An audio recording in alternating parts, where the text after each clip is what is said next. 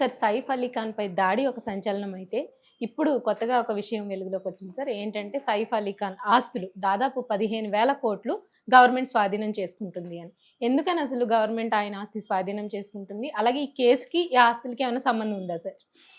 నిజానికి కేస్‌కి, ఆస్తులకి ఏం సంబంధం లేదు గానీ, హ్మ్. అది ఈ న్యూస్ అయితే ఇప్పుడే బయటకొచ్చింది. ఇది ఓకే సార్. ఎప్పటినుంచో జరుగుతుంది. హ్మ్. ఆహ్, అసలు సైఫ్ అలీ ఖాన్ విషయంలో 2, 3 డెవలప్‌మెంట్స్ చోటు హ్మ్. చేసుకున్నాయి. అది చెప్పుకొని దాని తర్వాత ఆస్తి గురించి ఓకే వద్దాం. సార్. యాక్చువల్‌గా సైఫ్ అలీ ఖాన్ నిన్న డిశ్చార్జ్ అయిపోయాడు. హ్మ్. హాస్పిటల్ నుంచి బయటకొచ్చాడు. దాదాపు 5 రోజులు ఆయన హాస్పిటల్‌లో ఉన్నాడు. అవును సార్. 16వ తేదీ లేట్ నైట్ అంటే అర్లీ హ్మ్. అవర్స్‌లో 2:30, 3 ప్రాంతంలో ఆయన మీద అటాక్ హ్మ్. జరిగింది. కత్తిపోట్లకి గురయ్యాడు. దాదాపు 6 కత్తిపోట్ల అది ఇదయింది. 2:30 అంగుళాల కత్తి కూడా ఆయన హ్మ్. వెన్నెముక దగ్గర ఉండిపోయింది. సో, దాని తర్వాత ఒక ఆటో డ్రైవర్ తీసుకుపోవాల్సొచ్చింది. ఆటో డ్రైవర్ భజన్ సింగ్ రాణా అనే ఒక ఆటో డ్రైవరు ఆయన్ని తీసుకెళ్ళాడు. దాదాపు 7, 8 నిమిషాల్లోనే ఆటో డ్రైవర్ షార్ట్ కట్‌లో తీసుకెళ్ళడం అనేది కూడా చాలా ఇంపార్టెంట్. హ్మ్. ఎందుకంటే ఇమ్మీడియేట్ ఆయనకి మెడికల్ హెల్ప్ అనేది ఎమర్జెన్సీలో దొరికిందనమాట. సో, హ్మ్. అలాగా వాళ్ళు సర్జరీ చేసి తీసేశారు. వెన్నెముక దగ్గర ఉన్న గాయానికి సర్జరీ చేశారు. లెఫ్ట్ హ్యాండు, మెడ దగ్గర ఉన్న కూడా చేశాడు. ఇప్పుడు ఆయన ఆల్మోస్ట్ నీట్‌గానే 5 రోజులు ఉన్న తర్వాత బాగా నడుస్తూ మామూలుగానే ఉంటున్నాడు. సో, ఆయన ఇంటికొచ్చాడు.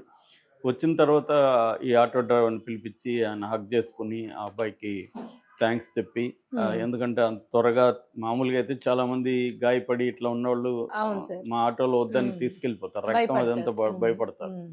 కానీ అబ్బాయి ఒకవేళ భయం ఉంది అతనికి గూడా. హ్మ్. అతను చెప్పాడు గూడా. నేను టెన్షన్ పడ్డాను. హ్మ్. అయినా గూడా ప్రాణం కాపాడాలన్న ఉద్దేశంతో అతను తీసుకెళ్ళాను. ముంబైలో ఆటోలు చాలా బావుంటారు. నేను అవునా ఒక సార్? 6 ఓకే. మంత్స్ ఉన్నాను. హ్మ్. 4 గంటలకి నేను ఇక్కడ దిగితే వాళ్ళు ఎక్కడికనేది అడగరసలు. ఓకే. ఎక్కమంటారు హ్మ్. అంతే. హ్మ్. ఎక్కినాక చెప్పొచ్చు మనం ఓకే. ఎక్కడికని. హ్మ్. ఇక్కడికైతే ఎక్కడ హ్మ్. రేట్ ఎంత అవేమి హ్మ్. ఉండవాడ. మీటర్ ప్రకారం హ్మ్. తీసుకుంటారు. ఎక్కడికని అడగరు. ఏ టైం కన్నా వస్తారనమాట. హ్మ్. మామూలుగా ఆటోని పిలిచి మనం ఎక్కి కూర్చోవచ్చు. Okay sir. సో, హ్మ్. అలాంటి ఇది ఉంటదనమాట హ్మ్. ముంబైలో. సో, అలాగా ఈ అబ్బాయి గూడా అలాగే తీసుకెళ్ళాడు. దాంతో ఇప్పుడు అతనికి ఎంతిచ్చారు ఏంటని హ్మ్. చెప్పట్లేదు. కరీనా అయితే 11,000 ఇచ్చింది అప్పట్లో. హ్మ్. దాని తర్వాత ఇప్పుడు 50,000 ఇచ్చారని ఒక ఇంగ్లీష్ పత్రిక రాసింది వాళ్ళ సోర్స్‌ని బట్టి. సో, ఏదేమైనా అతనికి కొంత డబ్బులైతే ఇచ్చారు. హ్మ్. అతను గూడా నాకు డబ్బులు ఇంపార్టెంట్ హ్మ్. కాదు.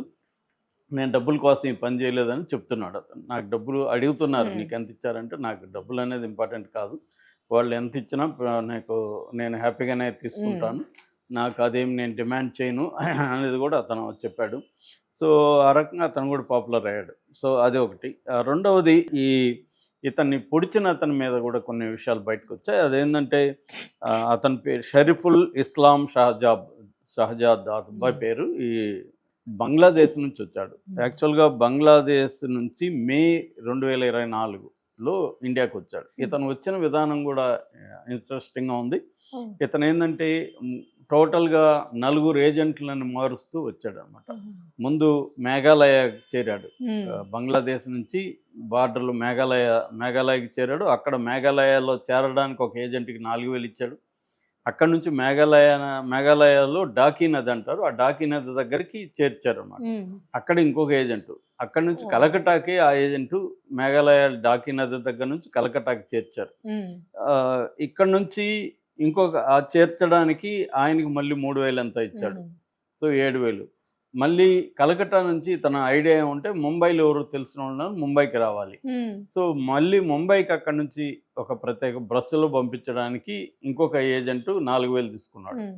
టోటల్‌గా 11,000. 11,000తో హ్మ్. ఇతను బంగ్లాదేశ్ నుంచి ముంబై చేరాడు. హ్మ్. ముంబైలో థానే అండ్ వర్లీ ఈ 2 ప్లేసుల్లో అతను ఆహ్, జాబ్ చేశాడు. అంటే హౌస్ కీపర్‌గా. Okay sir. So, hmm. ఇతనికేవి పెద్ద స్కిల్ సెట్స్ హ్మ్. లేవు గాబట్టి క్లీనింగు, హౌస్ కీపర్‌గా హోటల్‌లో చేరాడు. ఇతనికి ఫస్ట్ చేరినప్పుడు 13,000 సాలరీ. దాని తర్వాత 14,000. సో, ఈ 14,000 అతనికి సరిపోవట్లేదు. ఎందుకంటే అతను వచ్చిందే కొంత డబ్బులు సంపాదించి ఇంటికి పంపించుకోవాలి. హ్మ్. ఆల్రెడీ 11,000 ఖర్చు పెట్టుకొనొచ్చాడు. సరిపోవట్లేదు. దాంతో ఇతను ఇంటికెళ్ళిపోవాలని మళ్ళీ ఏదో హోమ్ సిక్ అయ్యాడు. ఇంటికెళ్ళిపోదాం ఓకే అనుకున్నాడు. సార్. హ్మ్. ఇంటికెళ్ళిపోదాం అంటే అప్పుడేమో 11,000కి రాగలిగాడు గానీ, ఇప్పుడు 60,000 అడుగుతున్నారు. ఆహా! 60,000 ఇతని దగ్గర లేవు. హ్మ్. లేనప్పుడు ఇతనేం చేశాడంటే దొంగతనాలు చేయాలని స్టార్ట్ చేశాడు. మెల్లమెల్లగా చిన్న చిన్నవి చేశాడు. అదేం సరిపోవట్లేదు. అందుకని రిచ్ పీపుల్ ఎక్కడ ఉన్నారో చూసుకొని ఈ బాంద్రాకు వచ్చాడు. ఇతనికి తెలియదు సైఫ్ అలీ ఖాన్ ఇల్లు అని కూడా. సో రిచ్ పీపుల్ ఉన్నారు ఈ ఏరియాలో చూద్దామని ఇక్కడికి వచ్చి కొంత రెక్కి చేసుకొని ప్లాన్ చేసుకొని వెళ్ళి చేశాడనేది ఇప్పటివరకు పోలీసులు చెప్తున్న ఇదన్నమాట. సో ఇది రెండవది. ఇక మూడవది ఆస్తికి సంబంధించిన వ్యవహారం. మామూలుగా మనం చెప్పుకున్నాం ఆల్రెడీ బయోగ్రఫీ కూడా. సైఫ్ అలీ ఖాన్ ఏంటంటే ఆయన మన్సూర్ అలీ ఖాన్ పటౌడి, ఈ వీళ్ళ నాన్న. అతను ఒకప్పుడు క్రికెట్కి క్యాప్టెన్ అన్నమాట, ఇండియన్ క్రికెట్కి. అతనిది పటౌడి రాజవంశం, నవాబుల వంశం, 10వ పటౌడి ఆయన. మనకి స్వాతంత్ర కాలంలో దాదాపు ఇండియాలో 500 రకాల సంస్థానాలు, చిన్నవి పెద్దవి కలిపి 500 రకాల సంస్థానాలు ఉండేవి. స్వాతంత్రం వచ్చిన టైంలో ఈ సంస్థానాలు, మెజారిటీ సంస్థానాలు ఇండియా దీంట్లో కలిసిపోయినాయి. అప్పట్లో బ్రిటిష్ కాలంలో ఈ సపరేట్గా సంస్థానాలు ఉంటూ బ్రిటిష్ వాళ్ళకి ఏదో కప్పం కట్టి అట్లా ఉండేవాళ్ళు. సంస్థానాలు అలాగే ఉన్నాయి. వాటన్నిటిని బ్రిటిష్ ప్రభుత్వం స్వాధీనం చేసుకోలేదు.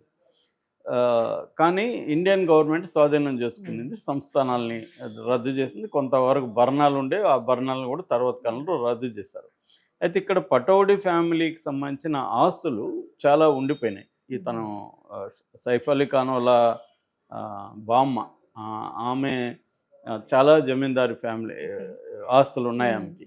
అయితే వీళ్ళ ఇంకొక బామ్మ 1950లో పాకిస్తాన్కి వెళ్ళిపోయి సెటిల్ అయిపోయారు. కొంతమంది అప్పుడు చీలినప్పుడు ముస్లిమ్స్ అక్కడి నుంచి ఇక్కడికి, ఇక్కడి నుంచి అక్కడికి, హిందువులు అక్కడి నుంచి ఇక్కడికి, ఇలాగా జరిగింది. వలసలు వచ్చాయి. దాంట్లో లక్షలాది మంది చనిపోయారు కూడా. సో అవన్నీ మనకు తెలుసు. దాంతో ఇప్పుడు ఏమైందంటే 1965లో పాకిస్తాన్కి ఇండియాకి యుద్ధం జరిగింది.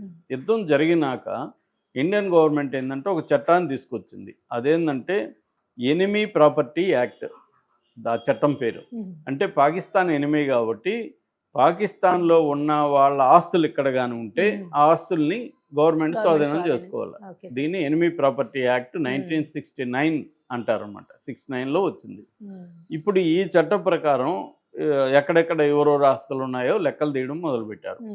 అలాగా వీళ్ళది 2014లో ఈ పటౌడి ఫ్యామిలీ మీద ఈ చట్టం కింద కోర్టులో వీళ్ళు రద్దు చేయడానికి ప్రయత్నించారు. వీళ్ళకి ఎక్కడెక్కడ ఆస్తులు ఉన్నాయంటే ఫ్లాగ్ స్టాప్ హౌస్ అని ఒకటి ఉంది, తర్వాత నూర్ సుభాష్ ప్యాలెస్ అని ఉంది, దర్ సలాం అని ఒక ప్యాలెస్ ఉంది, హబీబీ బంగ్లా ఉంది, అహ్మదాబాద్ ప్యాలెస్ ఉంది, కొహబీజా ప్యాలెస్ ఉంది. ఇలాగా కొన్ని ప్యాలెస్లు ఉన్నాయి. ఇవన్నీ వర్త్ 15,000 crores అని లెక్కేశారు. ఇంకా కూడా మార్కెట్ రేట్ ఎక్కువే ఉండొచ్చు, గవర్నమెంట్ మార్కెట్ రేట్ వేదిగా.